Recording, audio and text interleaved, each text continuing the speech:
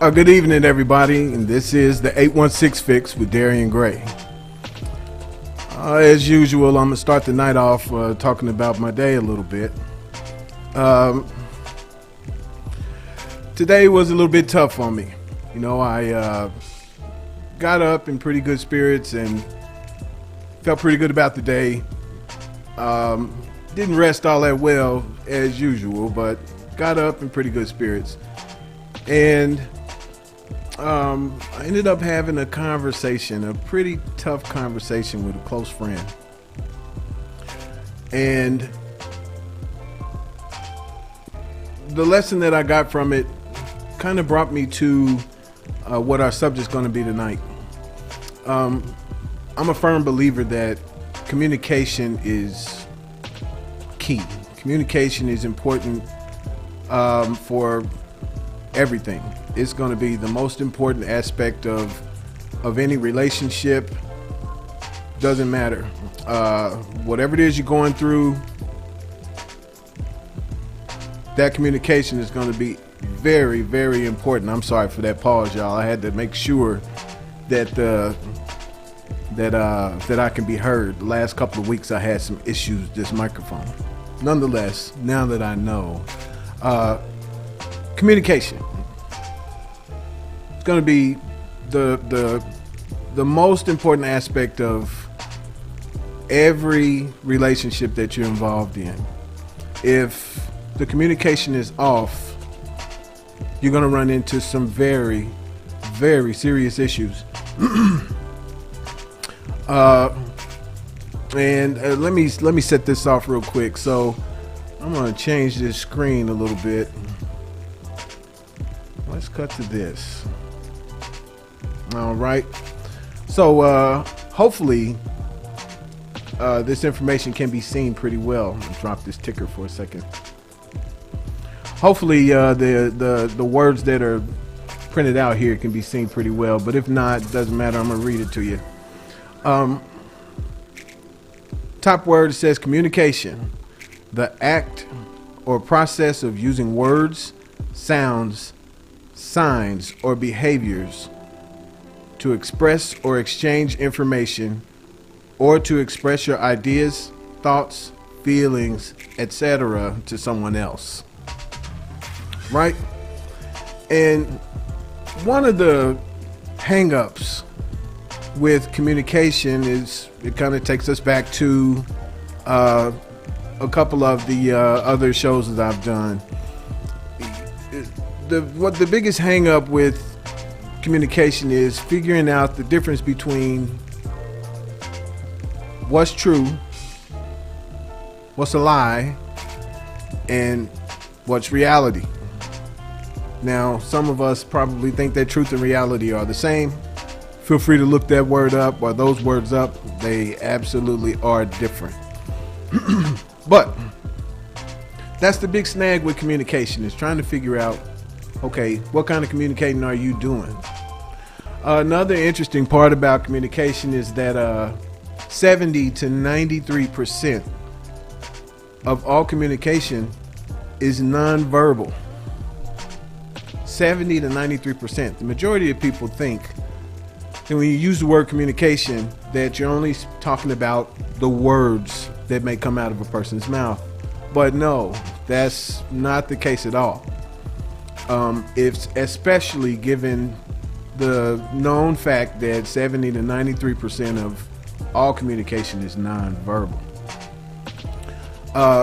And it really causes major complications. So to get to the point a little bit better, here's an issue that I tend to run into. All right. I run into an issue with words. A lot of times people don't understand that words matter, right? So, for example, if I say the word two and you don't know which two I'm using, whether it's T-O-O, or the number 2, then that makes it really easy to jam up a communication, right? that makes it very easy to jam up a communication. Or if I use the word there, and we don't know if we're using I think it's THEIR, or if we're using THERE or THEYRE. If you don't know exactly which one word we're talking about, it jams up the communications. So in many cases, it's not even that complex. It's like we're not using words like to or there, ones that sound where you have three different words that sound exactly the same. Sometimes you got people that are using one word that has one meaning. If you look it up in the dictionary, it's one word that has one meaning. But they take that word and they turn it into whatever it is they want it to be. And that most definitely jams up the communication, because then you get some nerd like me who will gladly go and look up the literal meaning of whatever the word is, and it clearly doesn't mean what this person is trying to convey. And then you get folks that'll say, well, you know what it is I'm trying to say, you know what I mean. And unfortunately, I'm unable to agree with that individual. I personally cannot just agree with that individual. You don't get to just take words and turn them into whatever you want them to be. My personal suggestion to folks who tend to do that is take a minute and look up some of these basic words in the dictionary. So this way you know exactly what it is they mean, so you can stop misusing them, so that you can stop confusing people. Anyways, communication. So the first word or not the first word, but the next word down is the word normal. Conforming to a standard, usually typical or expected. All right. Now I got these words posted up here today for a very specific reason.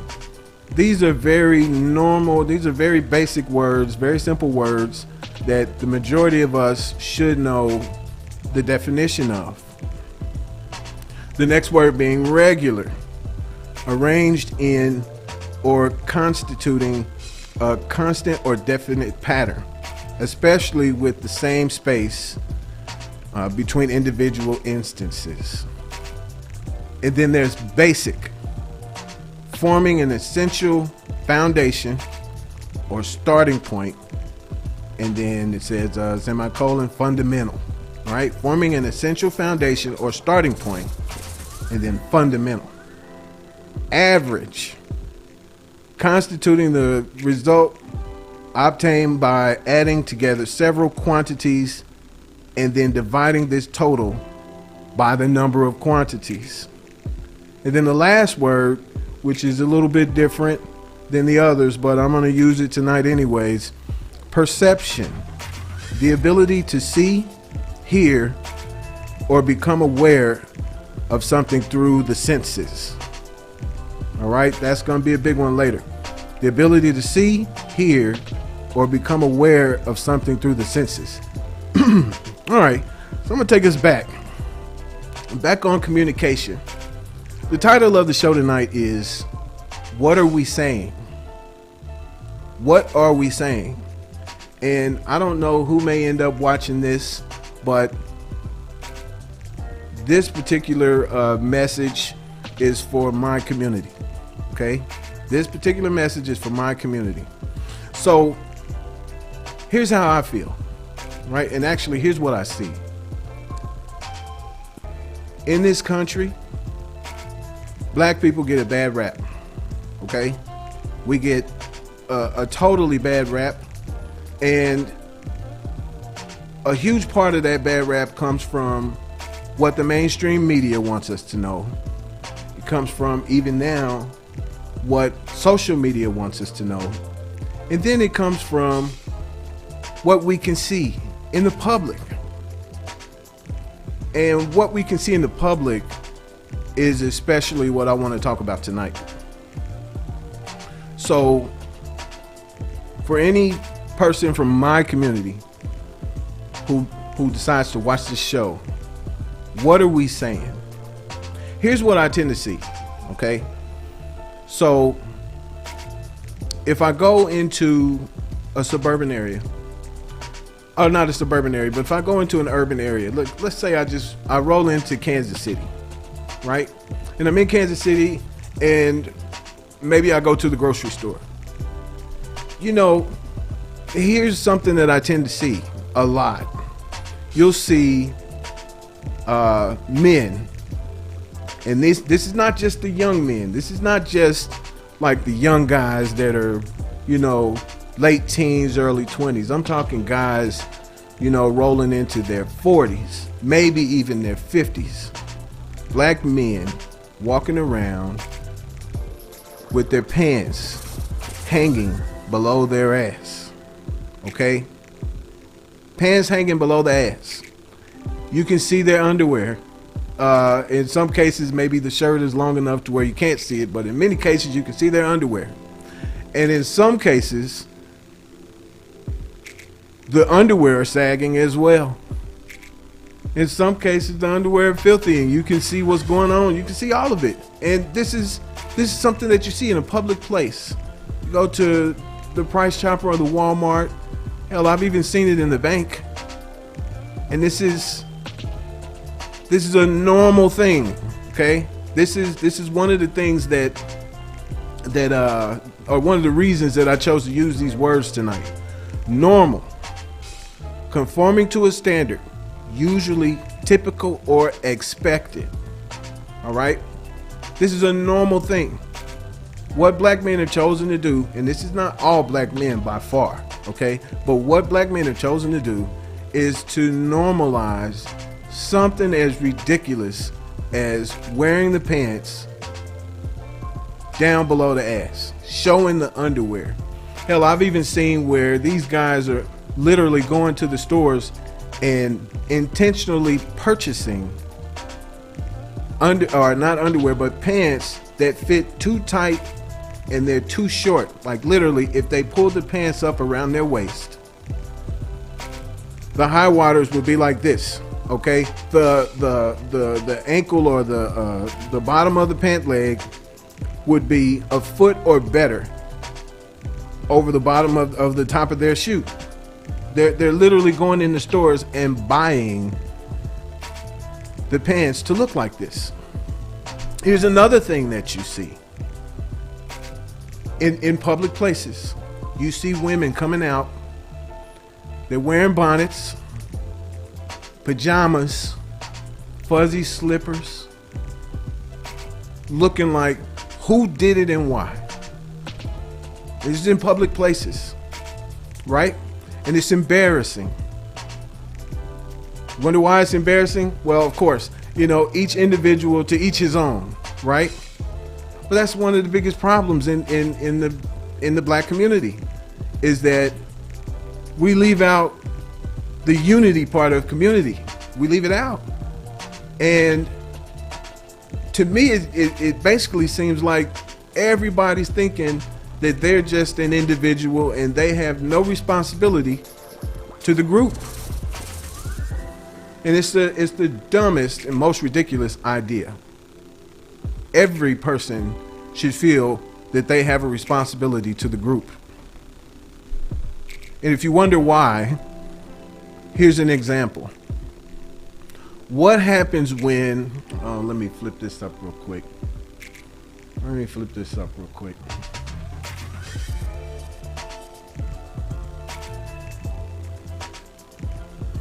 Change that up. What happens when you go to a public place? Let's say you know, again, I'm gonna use Price Chopper. Let's say you take your kids into the Price Chopper out of Walmart, right? And you go in there and you see a child running through the store, screaming, yelling, ripping stuff off the shelves. You see this child and he's acting a plumb fool. What's the first thing that you'll probably think? More than likely, what you'll think is, where is this boy's parents, or where are this child's parents? You know, This is what happens to kids when they don't have any home training. You'll start to judge this kid almost immediately. And the reason why we do that is because somebody is responsible for that kid. And that kid belongs to a particular group. That kid belongs to a family. And if that kid is misbehaving, then of course, the first person that you're going to blame, it's not really the kid. You're going to blame where the kid came from, his parents. And for some reason, we don't seem to get it. That's just how it looks on a smaller scale, right? On a smaller scale, it's cool to look at a kid and say, oh, look at how poorly this kid is acting. Look at him running around acting a fool. What's his problem? Where's his mama? Yet, as adults, right?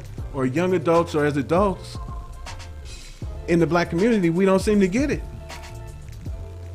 If you're out there going out in public, wearing your bonnets, wearing your pajamas, your bathrobes, if you are a man and you're sagging your pants, you're out here looking crazy and trashy, you need to understand that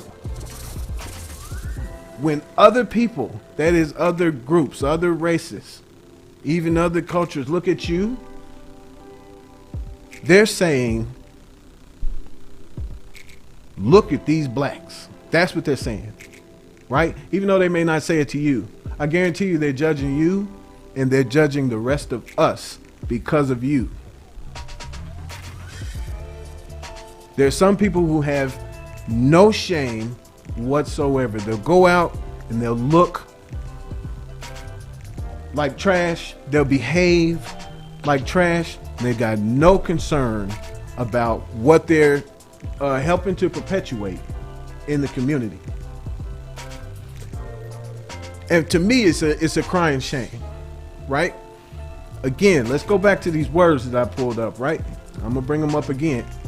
Okay, so we got to normal, regular, arranged in or constituting a constant or definite pattern, especially with the same space between individual instances. Regular, right? So between normal and regular, it seems to be the regular thing to go out in public and see this kind of behavior within our community. Now, let's say that in one facility, you know, let's say again, let's pick Walmart. And let's say that within one facility, if you've got 1,000 black people moving around in this Walmart, right? 1,000 of us. If only 100 of us are moving around with this poor example that I just gave, with the pants sagging and the bonnets and the bathrobes, right? And 100 of us are behaving poorly, right? I'm pretty sure I can go through the behaviors. Talking loud, screaming, cussing at the kids, whatever the case may be. I'm sure we've all seen it. If 100 of us are putting on a poor display, guess what? It's equivalent to 1,000 of us putting on a poor display. And if you're a part of that 100, you need to shape up. You should be ashamed of yourself and you need to shape up. What are we saying? Image is very important, okay? Very important. Image is a representation of the external form of a person or thing in art, okay? Very important. And unfortunately, too many of us don't understand that the image that you portray, that's going to reflect on the rest of us. So if you come out looking like a fool, the person standing next to you who looks something like you, that person's going to look like a fool too. And frankly, I'm tired of it. And honestly, the only reason that I don't go so far as to confront individuals about how they look or maybe how they're acting is because, let's face it, it is Kansas City and I'm not interested in getting shot. I value my life enough to mind my own business. I value my life enough to say absolutely nothing. But it's disgusting. If you know somebody personally who's out here doing this stuff, don't just let it slide. Confront that individual. Have a conversation with them and let them know. Try to help them to get them to understand. Like, look, you're making all of us look bad. You shouldn't do this. Put on some damn clothes. We're not even asking you to come out like they did back in the 40s wearing, dressed like how I am. Or with the women wearing dresses and hair freshly curled or anything like that. We're not even asking for that level of say, looking nice. At least come out looking like you're going out into the public instead of looking like you just rolled out of bed. All right, so I'm gonna move on a little bit. Basic, right? Forming an essential foundation or starting point. Fundamental. Here's what's going on, okay? If the mama, let's say if they're in a family group, if the mother and the father, they have no issue with going out in public, looking a hot mess and embarrassing themselves, then I guarantee you that kid that those children that they raise, they're not going to have a problem with it either. And if you want to talk about perpetuation, right? So I grew up in kind of a rough neighborhood. All right. I grew up in a really rough neighborhood and a house full of women, but I spent my time out on the streets, and I can guarantee you this, everything that I saw out there, I started to live it. It became a part of me. All right. Basic, forming an essential foundation or starting point. And if the basic teachings that we're giving our kids is to go out in public with our pants hanging down and wear bonnets and bathrobes, what do you think the kid is going to do? They're going to think that that's all right, and they're going to get out there and do the exact same thing. Uncouth, poor teachings, right? And what does it say to the rest of the world? Oh, well, we don't care what y'all think. We don't care what y'all say. We're going to do what we do. We don't even care about our own community. We don't care about what the people in our community think or what they say either. We get laughed at as a group. You know, in order to stand out in America as an African American, a Black American, whichever label you like, in order to stand out in a positive way, we got to do things 10 times as good. We got to be almost perfect. And I'm not even asking for perfection. Just act like you got some damn sense when you're going out in public. It's ridiculous. Now, there's a whole lot of other things that we tend to do. I'm not gonna get on, these silly looking wigs and these crayon yellow wigs and purple wigs. I'm not gonna get on the wigs and the nails, and I'm not gonna get on some of this other crap that you see the men doing. I'm not gonna get on all of that. But let's just go. Can we at least stick to some good basics? Something that our kids can be somewhat proud of. Something that give them give them something that they can work from, something positive that they can work from, instead of teaching them to come out here and look stupid in front of everybody, because it looks stupid. And that's to anybody who watches. If you go out in public and you wearing your bonnet and your bathrobe or your pajamas, and if you're a man and you're out here with your pants hanging past your butt, everybody can see your underwear, you're stupid. And you need to find a way out of your stupidity, because it's making all of us look ridiculous. Average is constituting the result obtained by adding together several quantities, then dividing this total by the number of quantities. Now, the reason I bring up the average is this, okay? Just like I mentioned, if you got 1,000 folks, black folks in a particular location, and 100 of us are looking bad and acting bad, what the rest of the world is going to do is they're going to rule out pretty much, say, the other 900, the decent 900. It's pretty much going to rule us out. And then in this particular case, the rule of or the word average doesn't even actually work. Okay, it really doesn't even work. But what they'll say is all of us look ridiculous. You want to know what really bothers me at times is you can listen to black people have conversations about black people, and even what they believe in many cases is false. Do you know how many times I've heard women say, well, there's no good black men out here. Most of them are in jail or gay. And that particular statement couldn't be any more false. It couldn't be any more false. And in fact, the majority of the black people that I know, and I know a ton, okay? The majority of the black people that I know, they're hardworking folks. They get up every day, they go to work, they have bills that they have to pay, they're raising their children, they're taking care of their responsibilities. Good folks.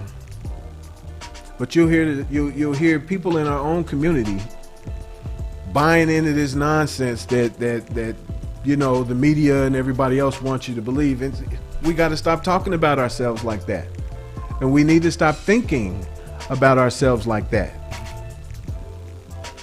As a group, we're excellent. We're amazing. The majority of us are excellent. But it's that small few, it's that select few that insist on doing the dumbest possible things to make sure that all of the stereotypes get perpetuated, and to make sure that the rest of the world looks at us, at all of us, in a particular and negative way. And that's what brings me to the word perception. The ability to see, hear, or become aware of something through the senses. Perception. Now, I'm assuming that anybody or most of us watching this show, you know, knows what perception is and what it means. If the black community is busy, or if certain parts of the black community is busy helping to create a negative perception by doing these dumb things in public, how are we ever supposed to get away from, you know, or actually, I won't even say get away from, but how are we ever supposed to move forward? Let's say that. How are we supposed to move forward? Do you understand that in order for black folks to get out of slavery, that there had to be a whole lot of white folks that was helping? There had to be a whole lot of white folks that was helping black people to get out of slavery. Okay, now we're out. We're freer than we've ever been. We're more successful than we've ever been. And you select few, whoever you may be, the select few see a need to keep doing things that is just gonna keep us down. Why not get with the program? If 8 out of 10 of us are doing excellent and making the community look great, why can't you? You know, the 2 out of 10, the 20%. Why can't you get with the program? What you're saying to us what the 20% is saying to the 80%, they're saying, well, I don't give a damn about you. I don't give a damn about myself. I don't give a damn about nothing. I'm going to do what I want to do when I want to do it. And that's that. That's what you're saying. And then when it comes to the 80%, which I'm guilty of this, when we refuse to confront those who are going to continue to keep us down, or who at least are going to help to keep us down, we basically get on the bandwagon right along with them. In so many words, or in so many ways, we basically jump on that particular bandwagon. Let me flip this back. So I said all of that to say this, and forgive me if it sounds like I'm just fussing about things tonight, and maybe I am, but part of my goal is to assist in improving the black community. And this is just one video. This is just one man trying to get a message out. But I absolutely hope that the right people end up with this video and they end up watching this video, because there's no way that one man could ever get the message out. We've had some tremendous leaders in the black community, all right? Some tremendous leaders in the black community. And generally, they all end up dead. And you want to know who generally assists with those deaths? It's that 20%.